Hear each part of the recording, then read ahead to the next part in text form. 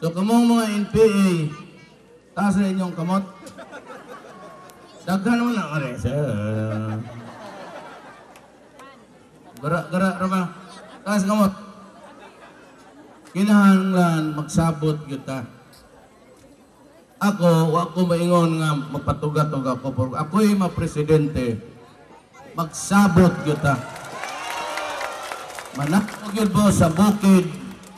Kay dili man ang inyong bukid, di mampod na inyo. Anong magbuot-buot mo diya kisay makasulod. Manaog mo dire mag-istorya ta. Kay ingon si season, one day man daw siya nga rin.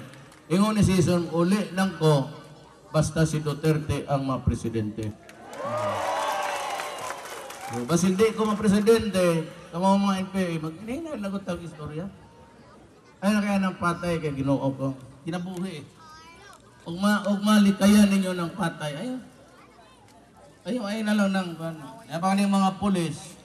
Diris Davao ang among sabot na ang pulis usudya sa lasang, kibato, anang marilog. Basta wa lang magdaog, long arm. Ayaw yun yung hilabti na. Kay kanang pulis, mag-imbestigar na ikawat, na ay rape, na ay unsa pa diha, nang aliwa, patay. Kamong mga NPA, dili man ninyo na tahas na ma-imbestigar mo o krimen. Kinahalan tao nakasadat ang justisya. Unay trabaho pulis, dili na sila para gira. Gusto mo gira, na idaghan arme.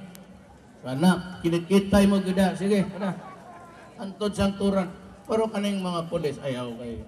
Sabi na inyong pangutama asa mo. Bay, tumingat to kay na ay gi-rape, ay gipatay nga rape, na ay gikawat. Anak ba?